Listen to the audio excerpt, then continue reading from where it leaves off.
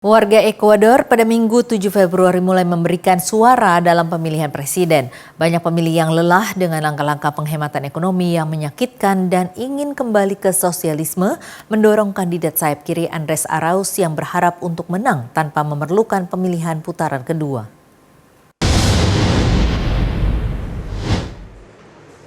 Andrés Arauz, ekonom berusia 36 tahun, anak didik mantan Presiden Rafael Correa, memimpin jajak pendapat tentang janji untuk menghasilkan $1 miliar dalam bentuk pembayaran tunai langsung kepada keluarga dan untuk mengingkari persyaratan paket pembiayaan IMF sebesar $6,5 miliar.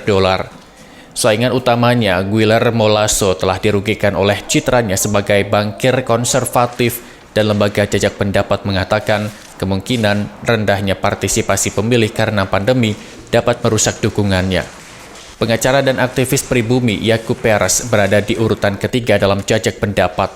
Kemenangan Arauz akan memperpanjang kembalinya Amerika Latin ke kebijakan sayap kiri yang sudah terbukti di Argentina dan Bolivia. Sebuah tantangan dari Washington saat negara itu berduel dengan Cina untuk mendapatkan pengaruh di belahan bumi. Es así como hoy el Ecuador está viviendo un proceso electoral sin ninguna interferencia, porque así es el deber ser. Como gobierno hemos garantizado la transparencia y hemos cumplido con nuestra obligación de prestar a los electores todas las facilidades, accesibilidad y seguridad en todos los recintos electorales, para que los ecuatorianos puedan ejercer su derecho al voto como corresponde en libertad. Wabah virus corona yang brutal tahun lalu menyebabkan jenazah tidak terkumpul di jalan-jalan kota terbesar Ekuador, Guayaquil. Penguncian di seluruh dunia memangkas permintaan bahan bakar dan harga minyak, ekspor utama Ekuador, hingga menghantam ekonomi yang juga terhuyung-huyung oleh pemotongan tajam hingga pengeluaran pemerintah. Muy motivados, invitar a todos los ecuatorianos a participar en esta jornada democrática. Es un día de fiesta, un día de unidad nacional, un día de esperanza, por fin, y de perspectivas de futuro, ¿no? De poder volver nuevamente a recuperar la patria.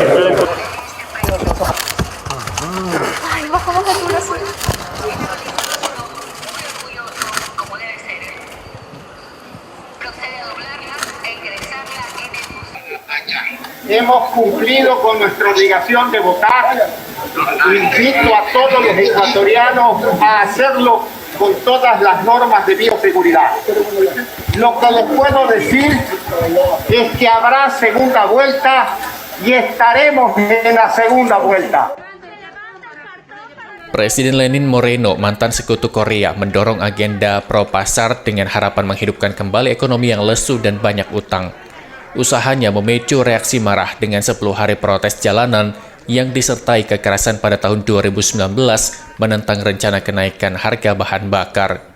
Hukum Ekuador mewajibkan pemungutan suara dan menerapkan denda $40 kepada warga yang abstain.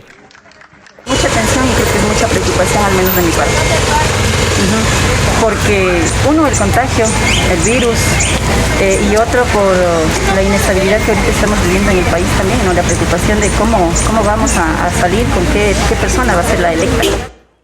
Lembaga survei dalam beberapa hari terakhir mulai melihat kemungkinan yang sedikit lebih besar dari Arauz memenangkan satu putaran. Sekutu Arauz diperkirakan akan menunjukkan kinerja yang kuat dalam memberikan suara untuk legislatif baru. Untuk menang dalam satu putaran, Arauz membutuhkan lebih dari 50% suara sah atau total 40% dengan 10 poin persentase lebih banyak dari runner-up. Jika tidak, pemungutan suara putaran kedua akan diadakan pada 11 April. Dari Quito, Ekuador, kontributor Nusantara TV melaporkan.